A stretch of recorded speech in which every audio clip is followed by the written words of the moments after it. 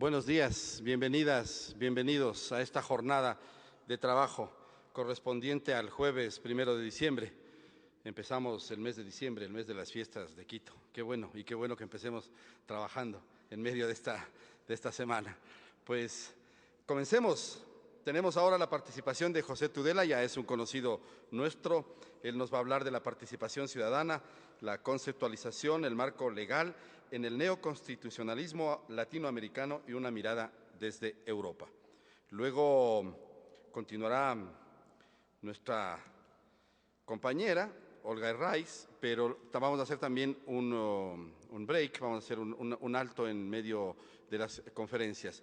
Les recuerdo que es necesario registrarse para poder obtener el certificado de todos estos días, de la secuencia de la asistencia de todos estos días, para que ustedes puedan estar en la lista y poder elaborar los certificados correspondientes, como ya es costumbre y ya lo hemos hecho anteriormente. Pues bien, con los que estamos, voy a ver si es que me están escuchando afuera y podemos hacer ingresar a las personas que están en el hall para comenzar ya. Comenzamos temprano, no queremos retrasarnos más, así es que les dejo ahora sí con José Tudela y creo que ahora sí puedo prometerles que el sonido está bien. Ya hicimos las pruebas suficientes, ojalá se comporte bien.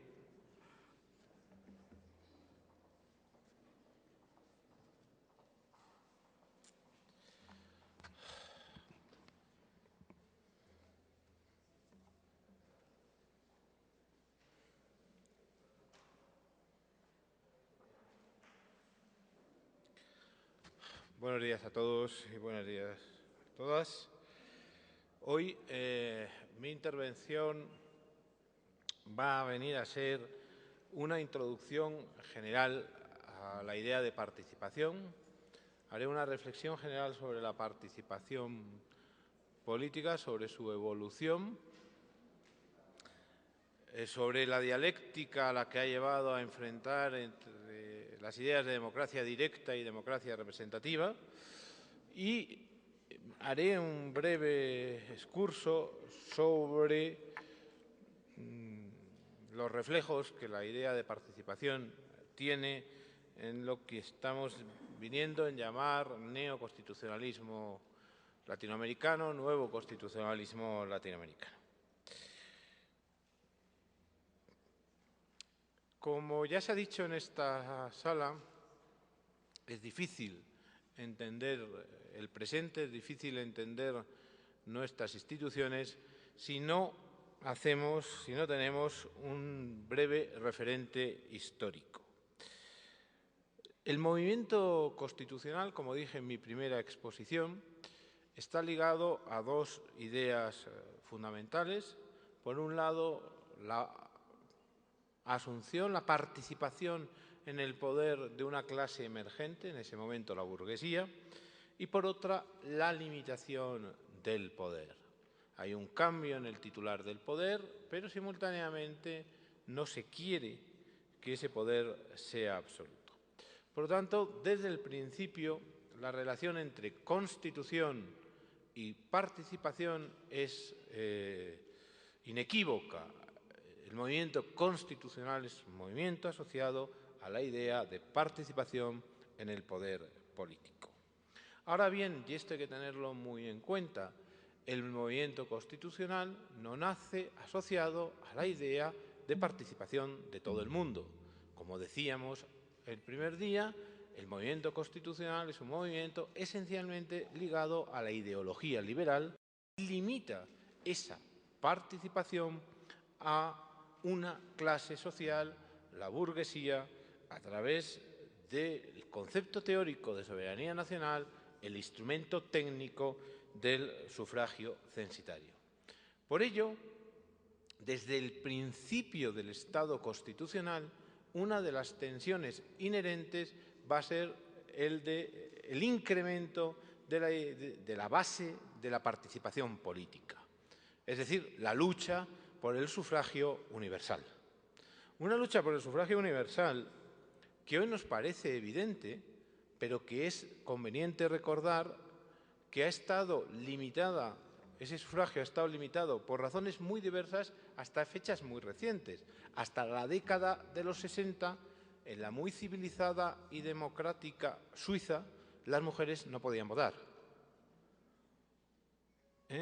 No estamos hablando de hace muchos años. La incorporación, primero de las clases trabajadoras, después de la mujer al sufragio, no es un acontecimiento tan reciente, tan tardío como podemos pensar.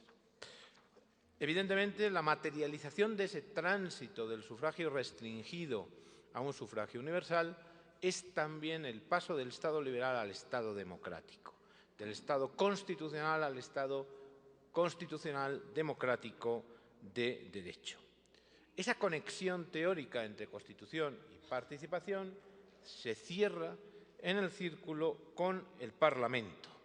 Parlamento que será el reflejo exacto de la idea democrática y que será reflejo de esa base, de ese sufragio, y que por lo tanto se va a ver absolutamente transformado cuando se otorgue el sufragio universal. En el momento en el que las clases trabajadoras y las mujeres conquistan el sufragio universal, el Parlamento se va a ver transformado. Pasamos de un Parlamento de individuos a un Parlamento de grupos. Pasamos de un Parlamento en donde la dialéctica dominaba a un Parlamento en donde las decisiones van a estar adoptadas previamente por los partidos. Y sobre todo, lo más importante, se pasa de un Parlamento con una homogeneidad de intereses, todo lo que estaban representados era la burguesía y sus intereses más o menos eran los mismos, a un Parlamento que va a representar, desde la incorporación de los partidos obreros, intereses contrapuestos. Es reflejo de una sociedad que no es homogénea. El Parlamento, por lo tanto, su vida, sus avatares están en directa relación con lo que suceda en esa idea de sufragio. Pero al final de esa historia el Parlamento había reflejado a la perfección la idea de la democracia. Yo siempre digo que hay que pensar cómo en el periodo de entreguerras toda la dialéctica antidemocrática de las posiciones totalitarias se centra en el Parlamento. La crítica antidemocrática es una crítica antiparlamentaria. Es el antiparlamentarismo. El Parlamento es la causa de todos los males para la izquierda radical, para la derecha radical, y al Parlamento se querrá destruir por unos y por otros. Y, de hecho, el Parlamento será el símbolo de la democracia muerta en ese fatídico periodo de la Europa de entreguerras. Decía que, además de esta tensión, una tensión en pos de la universalización del sufragio, otra tensión va a recorrer la idea democrática asociada a participación desde sus inicios. Me estoy refiriendo a la tensión entre la democracia representativa y la democracia directa.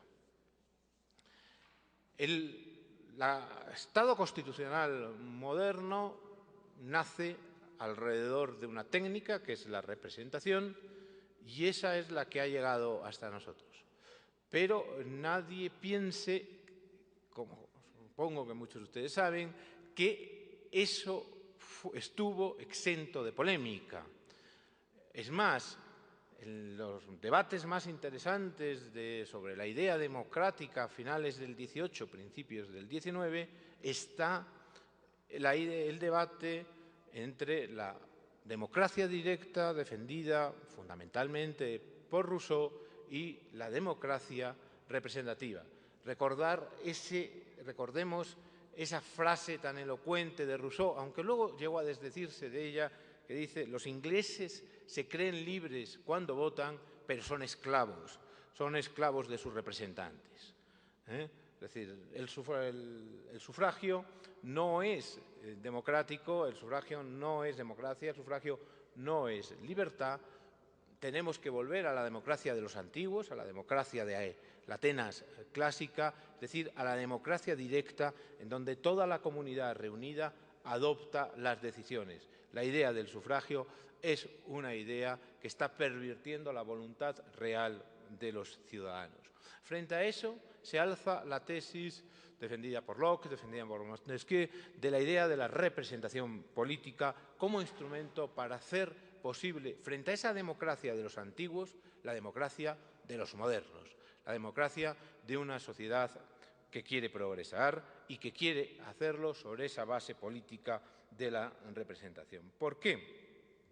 Hay varios argumentos que explican la defensa de la democracia representativa y a la postre su éxito. Primero habría que hacer una salvaguarda.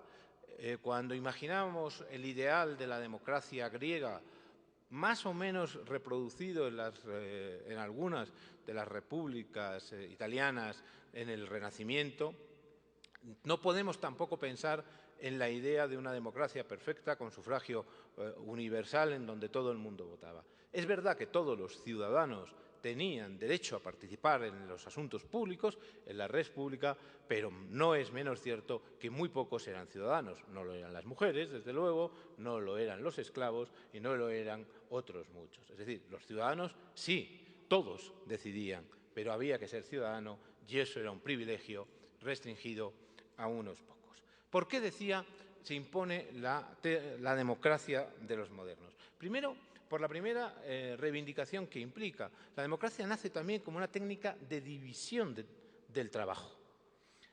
Es decir, una clase social, la burguesía, accede al poder, quiere determinar cómo se gobierna, quién gobierna, no quiere dejarlo en manos de un señor absoluto, no quiere dejarlo en manos del rey, quiere ser responsable y decisoria de sus actos. Este es un fenómeno histórico de extraordinaria importancia. Es decir, en estos momentos, por ejemplo, el debate político en China sobre la evolución política de China está en gran medida unida a la emergencia de una clase social que empieza a reclamar su capacidad de decidir también en asuntos políticos. Este hecho histórico sucede con la burguesía en los siglos XVIII y XIX y esa misma burguesía dice, bien, pero no todos podemos gobernar, no todos podemos gestionar, nos tenemos que dividir el trabajo. Nosotros mismos vamos a elegir a aquellos de nosotros que van a estar encargados de hacer la política y de dirigir el país, el Estado. En segundo lugar, hay una desconfianza